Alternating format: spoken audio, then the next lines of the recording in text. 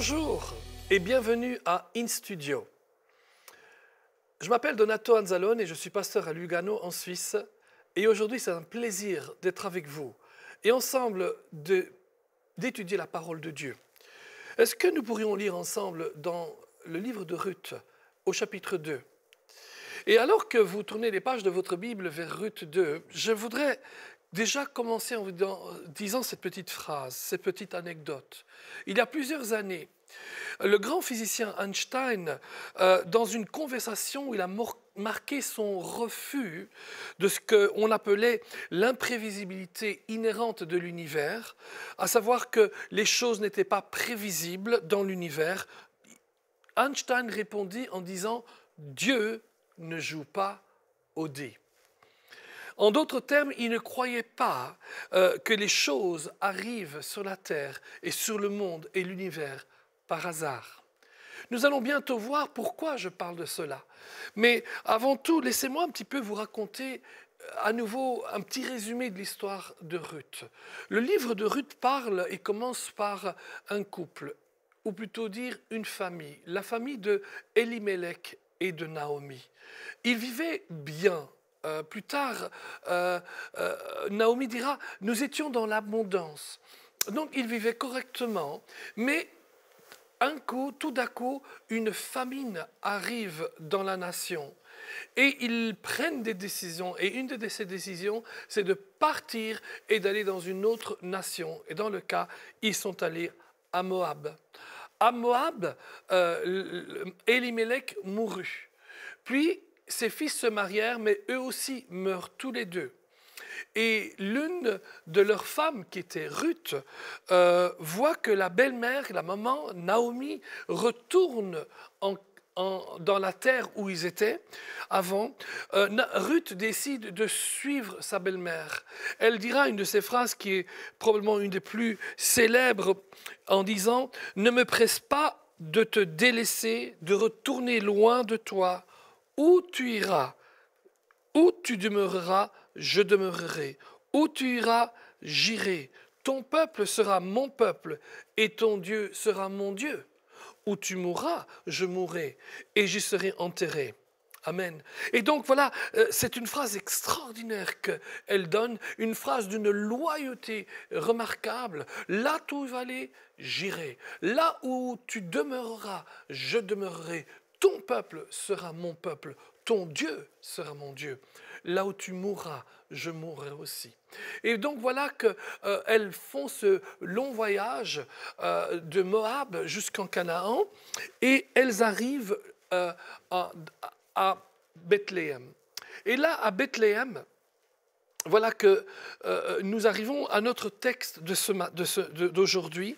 À Bethléem, la Bible dit ceci à partir du verset 1. Ruth 2, verset 1. Naomi avait un parent de son mari. C'était un homme puissant et riche de la famille d'Elimelech et qui se nommait Boaz. Ruth, la Moabite, dit à Naomi, « Laisse-moi, je te prie, aller glaner des épis dans les champs de celui aux yeux duquel je trouverai grâce. » Et elle répondit, « Va, ma fille. » Elle alla glaner dans un champ derrière les moissonneurs, et il se trouva par hasard que la pièce de terre appartenait à Boaz, qui était de la famille d'Elimelech.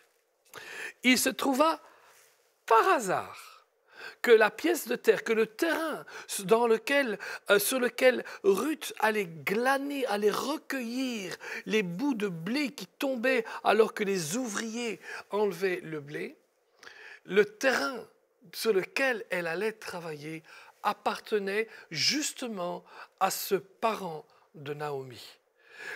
Le mot « par hasard » est pratiquement ironique ici, parce qu'en fait, il n'y a pas de hasard avec Dieu. Dieu, disait Einstein, ne joue pas au dé. Et je voudrais qu'aujourd'hui, alors que vous méditiez la parole de Dieu avec moi, vous ayez cette connaissance, cette certitude, il n'y a pas de hasard. Quelquefois, on a l'impression de certaines coïncidences qui se passent. Un jour, je me retrouve dans les rues de Bruxelles et je prends le train et puis je pense à quelqu'un que je n'avais pas vu depuis de nombreuses années. Et comme par hasard, je rencontre cette personne dans le train, encore mieux, dans le compartiment dans lequel je me trouvais. Ensuite, je converse avec cette personne, je me réjouis de l'avoir revue et dans mon cœur, ou peut-être même dans mes idées, dans ma pensée, je me dis oh, « Quelle coïncidence, quel hasard !» Mais ce n'est pas un hasard. Il n'y a pas de hasard avec Dieu. Dieu ne joue pas au dé. En fait, toute l'histoire que nous trouvons dans le livre de Ruth nous montre que le Seigneur contrôle les situations. Dieu ne fait pas de hasard et Dieu ne joue pas au dé. En fait, l'histoire de Ruth nous montre que le plan de Dieu se réalisera, quoi que ce soit qu'il advienne. En Éphésiens 1:11, il est dit ceci. Dieu opère toutes choses d'après le conseil de sa volonté. Ça veut dire que Dieu a des buts. Dieu a des plans précis pour vous. Et il opère toutes choses selon sa volonté. Cela ne veut pas dire qu'il y aura des moments difficiles. Oui, les moments peuvent venir, les moments difficiles peuvent venir, et ce n'est pas Dieu qui les envoie. Mais malgré les moments difficiles, les adversités, les circonstances qui s'acharnent contre nous, le plan de Dieu se réalisera. L'histoire de Naomi nous montre que, alors que Elimelech pensait trouver un monde meilleur ailleurs, il perd sa vie. Ses 2 fils perdent sa vie. C'est le désespoir total pour Naomi. Et ceci, ce n'est pas Dieu qui l'a fait. Mais Dieu va changer le mal en bien. Et le Seigneur va montrer qu'il contrôle toutes choses. Et en fin de compte, nous verrons que même si Naomi n'a plus de fils, par le biais de Ruth et de Boaz qu'elle mariera, la Bible dit, les femmes disent autour d'elle, Dieu a donné un fils à Naomi. Et le cycle de la vie retourne comme il fallait dans son sillon normal. Oui, le livre de Ruth nous montre quelques vérités, et notamment que la vérité que Dieu contrôle les choses est active dans les événements quotidiens des gens très ordinaires. Vous et moi, nous sommes des gens ordinaires. Et Dieu réalisera son plan à travers nous. Ne pensons pas que le hasard est là. Dieu est au-dessus du hasard. Le Seigneur nous parle, nous guide, nous dirige, prend soin de nous. Le Seigneur ne joue pas au dé, Dieu ne joue pas au dé. Mais nous apprenons quand même pas mal de choses dans ce livre de Ruth et notamment dans le chapitre 2. Et je voudrais vous montrer 4 vérités que nous trouvons dans ce chapitre. Tout d'abord, Dieu utilise ce qui semble être par hasard comme une occasion pour démontrer sa direction divine. Nous revoyons de nouveau le verset 2. Elle répondit, « Va ma fille ». Et au verset 3, « Et elle alla glaner dans un champ derrière les moissonneurs, et il se trouva par hasard que la pièce de terre appartenait à Boaz, qui était de la famille d'Elimelech. » Comme par hasard. Non. Dieu utilise ce qui semble être un hasard, une coïncidence, pour une occasion de démontrer sa direction divine. Ruth et Naomi arrivent à Bethléem. Pour Naomi, c'est un retour. Pour Ruth, c'est la première fois. L'avenir paraît être mauvais. Pauvreté et peut-être même la faim. Il semble que leur perspective de l'avenir est tout à fait désagréable. Mais Dieu est là. Et qu'est-ce que Dieu fait? Dieu envoie des gens vers notre chemin. Au verset 1, il est dit « Naomi avait un parent de son mari, un parent de son mari. Selon plusieurs traductions, on dit de lui que c'était un homme riche, d'une grande richesse, un homme noble, un homme honnête. Boaz est un homme d'honneur, un homme selon le cœur de Dieu, on pourrait dire, une sorte de cavalier, de chevalier. Quelqu'un qui a de l'influence, un homme plein d'intégrité. On peut dire que c'est la bonne personne au bon moment. C'est un exemple dans la ville dans laquelle il vit. Et c'est aussi un exemple pour nous. Parfois, la providence de Dieu passe par un homme et une femme. Quelqu'un qui va faire une différence dans nos vies. Dieu aussi nous utilise pour nous aider nous-mêmes. Remarquons de nouveau les versets 2 et 3.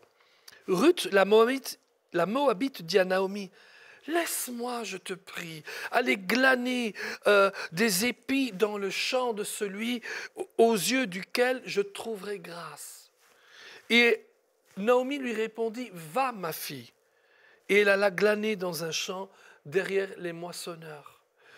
Naomi et Ruth doivent manger. Ruth demande donc à Naomi de pouvoir aller et d'aller glaner. C'est-à-dire, elle ne possédait pas de champ.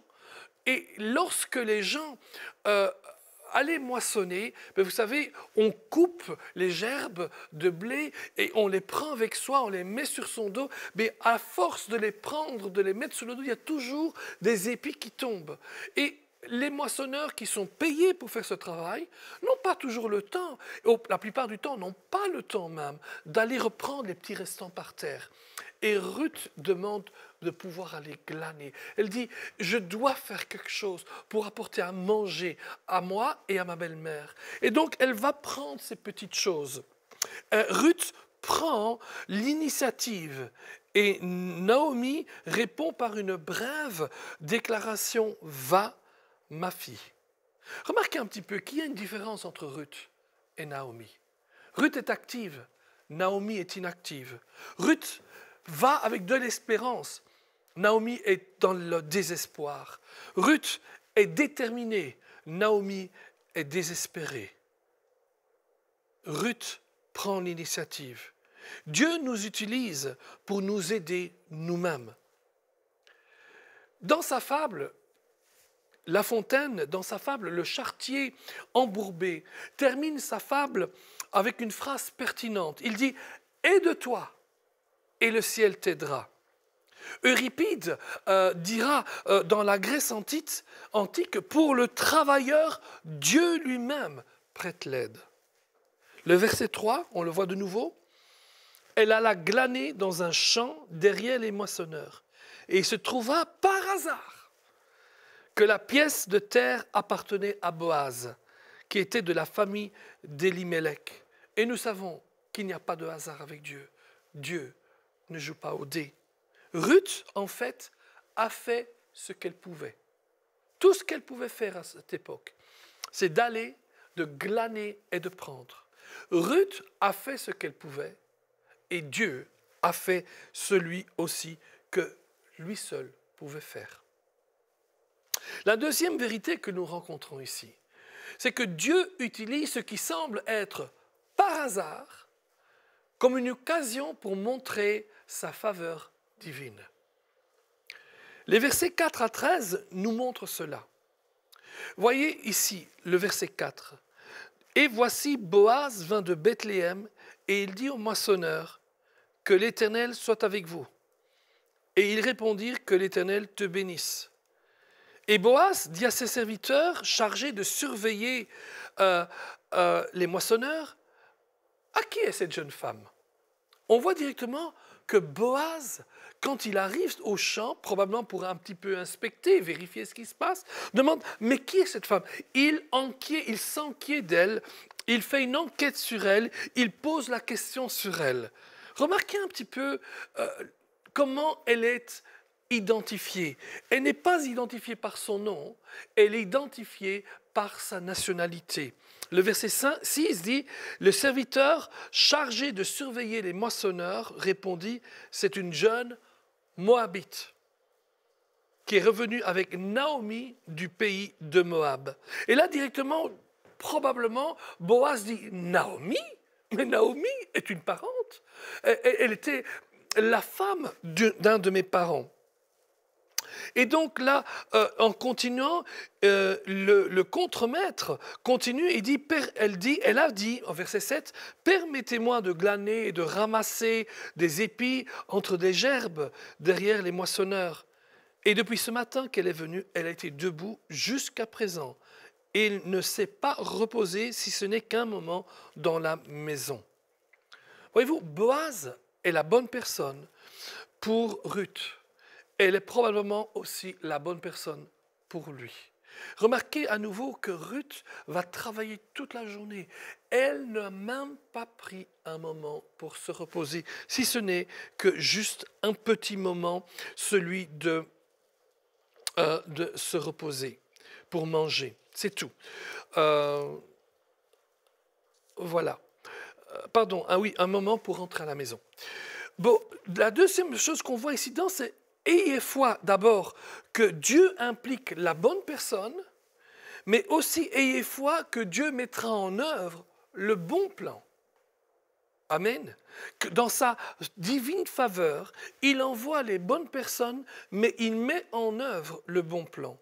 Les versets 8 et 9 sont assez intéressants. Boaz dit à Ruth, « Écoute ma fille, ne va pas glaner dans un autre champ, ne t'éloigne pas d'ici et reste avec mes servantes. Regarde où l'on moissonne dans le champ et va après elle. J'ai défendu à mes serviteurs de te toucher et quand tu auras soif, tu iras au vase et tu boiras de ce que les serviteurs auront puisé. » Boaz devient proactif. Il prend de l'initiative. Dans une série de 6 ou 7 phrases courtes, Boaz décrit un plan bénéfique pour Ruth qui va être bon pour elle et aussi bon pour lui. Notez les déclarations de ce texte. Quel revers de fortune! Boaz a montré grâce et faveur à Ruth. Mes champs sont ton lieu de travail. Ne va pas glaner dans un autre champ.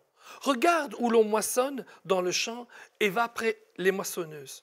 Ne vous inquiétez pas, personne ne va vous donner un moment difficile. Quand tu auras soif, viens boire. Ruth était venue dans l'espoir d'obtenir quelques céréales pour nourrir Naomi, et elle-même pendant quelques instants, quelques jours, littéralement. Oh, mais Dieu avait un autre plan. Alléluia. Dieu avait autre chose en tête. Elle a fait ce qu'elle pouvait, et Dieu a fait ce que lui pouvait. Faites confiance au Seigneur pour mettre en œuvre le bon plan de Dieu pour votre vie. Ayez la foi que Dieu vous inspire d'avoir la bonne perspective des choses. Continuez à lire vous-même les versets 10 à 13. On voit que Ruth est submergée par la gentillesse et la générosité de Boaz. Elle pense qu'elle ne mérite pas cela. Pourtant, elle a fait ce qu'elle a fait par amour et dévotion pour Naomi. Ruth est un exemple extraordinaire de ce que nous devrions faire et ce que nous devrions laisser Dieu faire. On voit qu'elle est humble. Elle tombe au sol face contre terre. Elle est surprise par la manifestation de bonté. C'est surprise par tant de générosité avec elle. Elle demande mais pourquoi cette générosité? Et Boaz répond, et dans sa réponse, il met en évidence la prise de responsabilité de Ruth. Il dit au verset 11, « On m'a rapporté tout ce que tu as fait pour ta belle-mère. » Rappelez-vous, sa belle-mère, c'est la parente de Boaz. « On m'a rapporté tout ce que tu as fait pour ta belle-mère depuis la mort de ton mari, et comment tu as quitté ton père et ta mère, et le pays de ta naissance, pour aller vers un peuple que tu ne connaissais point auparavant. » En d'autres mots, je sais tout, on m'a tout dit. Tout ce qu'elle a fait pour Naomi, cet amour, cette dévotion, un tel esprit de sacrifice. L'ensemble du livre de Ruth ne concerne pas seulement Ruth, mais c'est toujours quelqu'un d'autre. Ruth pour quelqu'un d'autre. Naomi pour quelqu'un d'autre. La Bible nous enseigne dans les Proverbes 3, 34 et Jacques 4, 6. Dieu résiste aux humbles, Dieu résiste aux orgueilleux, mais fait grâce aux humbles. Et ensuite dans Jacques, humiliez-vous devant le Seigneur et il vous élèvera. Amen. Recevons de Dieu. C'est important de recevoir de Dieu. Boaz invoque une prière de bénédiction sur Ruth. Là, c'est les versets 12 à 13. Il la paye. Il donne plein de récompenses. Il donne refuge sous ses ailes. Et comme un oiseau, comme un papy, comme un poussin, si on peut dire, elle vient se réfugier sous les ailes du Dieu Tout-Puissant. Troisième chose que nous voyons ici, c'est que Dieu utilise ce qui semble être, comme par hasard, comme une opportunité pour sa provision ou sa providence divine. Les versets 14 à 17 montrent cela. Ruth avait attiré l'attention de Boaz. Elle avait aussi gagné son cœur. Dieu était à l'œuvre dans sa situation et son cœur. Bien que Boaz est celui qui montre de la bonté à Ruth, personne ne doute que Boaz est ici l'instrument direct de la bonté de Dieu. Le Seigneur utilise des personnes autour de nous pour bénir les gens. Une leçon importante est devant nous et que nous devons garder avec un équilibre délicat. 1. Laissons Dieu faire sa part. Boaz invite Ruth à se joindre à lui pour le déjeuner. Debout à la table, verset 14. Boaz donne Ruth tant de blé qu'elle en est satisfaite, elle en est débordée. En fait, il y a du blé pour elle et pour Naomi. Boaz a ordonné à ses hommes de laisser glaner Ruth même des gerbes, entre les gerbes de blé. Quelle grâce, quel Dieu! Ruth n'a aucun contrôle sur cela, aucun. Elle fait confiance au Seigneur et elle veut croire qu'il fera sa part et accomplira sa volonté. Cependant, elle n'est pas restée assise. Il y a des personnes qui pensent que Dieu va faire la volonté et sa volonté et il s'assied et tout ce qu'il fait, c'est regarder la télévision jour et nuit. Non, non, elle travaille. La Bible dit que Dieu bénira l'œuvre de nos mains. Ensuite, la deuxième leçon qu'on voit là, c'est faisons notre part. Elle a donné la nourriture à Naomi, elle a travaillé bien sûr, elle est retournée au travail après déjeuner, elle a travaillé toute la journée jusqu'au soir. Elle a battu ce qu'elle avait gagné. Dieu avait donné un épha d'or, ce qui était énorme. En fait, Ruth avait pensé de pouvoir réunir quelque chose, peut-être 1-2 semaines. En fait, elle a réuni quelque chose qui aurait pu lui rester des mois entiers. Waouh! Son défi était pratiquement de savoir comment rentrer toutes choses à la maison. La quatrième chose que l'on voit encore ici dans ce livre de Ruth au chapitre 2, c'est que Dieu utilise ce qui semble être par hasard comme une occasion de la célébration divine. Waouh! On voit ça dans les versets 18 à 23. Quelle journée pour Ruth! Quel soir pour Naomi! Ruth retourne à la maison fatiguée, mais satisfaite, pleine. Dieu n'a oublié ni elle, ni Naomi. La marée de la vie commence à tourner envers elle, pour elle. Et leur réponse nous a appris plusieurs leçons merveilleuses. D'abord, ne jamais oublier de célébrer la bonté de Dieu. Ruth retourne au verset 18, retourne à la maison, montre ce qu'elle a pris. Elle donne à Naomi à manger avec ce qu'il y a de trop. Naomi est surprise et fascinée et fait 2 brèves remarques. Mais où as-tu glané? Où es-tu allé chercher ces choses? Où as-tu travaillé? La célébration de la bonté de Dieu est ouverte à une plus grande joie et une plus grande gratitude parce que maintenant, elle nous enseigne aussi de ne jamais oublier de célébrer la grâce de Dieu. Le verset 20 est important. Regardez 2:20, Ruth 2:20. Il pourrait être le verset clé des 2 chapitres, des 2 premiers chapitres, parce que Naomi reconnaît immédiatement Boaz. Elle dit, Naomi dit à sa belle-fille, qu'il soit béni de l'Éternel, qui se montre miséricordieux pour les vivants, comme il fut pour ceux qui sont morts. Cet homme, notre parent, lui dit encore Naomi, il est de ceux qui sur nous ont droit de rachat. Waouh! Alléluia! Cet homme est lié à nous. Il est de nos proches parents. Il est ce qu'on appelle un parent rédempteur. Un parent rédempteur, c'est quelqu'un qui, à l'époque, qui lorsque une personne devenait veuve, dans le cas Naomi ou même Ruth, avait le droit de racheter, entre guillemets, cette personne, mais pas de la racheter de l'argent, mais de la restaurer, on pourrait utiliser ce mot-là, pour qu'elle puisse retrouver une vie sociale et une vie normale.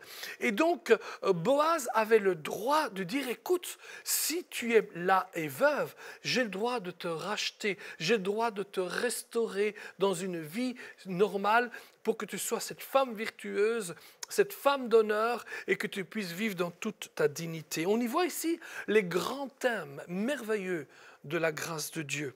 Amen. Ensuite, ne jamais oublier de célébrer la direction divine.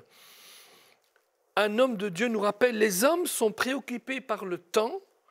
Dieu ne traite que la question du timing. Amen. Célébrer la bonté de Dieu, sa grâce, son leadership et laisser à lui le timing. Waouh! Ce qui semble être des hasards ne le sont pas. Dieu n'a pas causé la misère de Ruth et Naomi, mais il a certainement changé le mal en bien, la malédiction en bénédiction, les mauvaises choses en de bonnes choses. Dieu veille à ce que ce qui semble être un par hasard devienne une occasion pour qu'il puisse montrer sa direction divine. Pour que ce qui semble être par hasard devienne une occasion pour qu'il puisse montrer sa faveur. Ce qui semble être par hasard devienne une occasion de montrer la provision divine. Ce qui semble être par hasard devienne l'occasion de célébrer, d'être une célébration divine. Et vraiment, à la lumière de tout ce que nous venons de voir ensemble, nous pouvons tous dire et concorder avec Albert Einstein, Dieu ne joue pas au dé. Peut-être qu'aujourd'hui, alors que vous m'écoutez, vous êtes dans des situations difficiles. Peut-être que comme Ruth, vous êtes revenu, ou bien vous aidez telle ou telle personne, et vous vous rendez compte que vous avez besoin d'aide. Ne pensez pas qu'il y a un hasard ou une coïncidence. Dieu ne joue pas au dé. Mais le Seigneur va vous montrer sa direction, sa faveur, sa provision. Il va être avec vous, il va vous aider. Et un jour, vous aurez l'occasion de le célébrer, d'être reconnaissant pour tout ce qu'il a fait pour vous. Il y a un moment où nous allons être reconnaissants. Nous allons célébrer la victoire, célébrer l'aide de Dieu, célébrer la provision de Dieu, célébrer la direction de Dieu, célébrer la bonté de Dieu. Ne regardez jamais les choses comme un hasard, mais dites, ça, c'est Dieu qui m'a fait cela. Dieu m'a aidé parce que Dieu ne joue jamais au dé. Cette émission est rendue possible grâce au précieux soutien des partenaires d'Enseigne-moi Canal International. Retrouvez tous nos programmes sur enseigne-moi.com.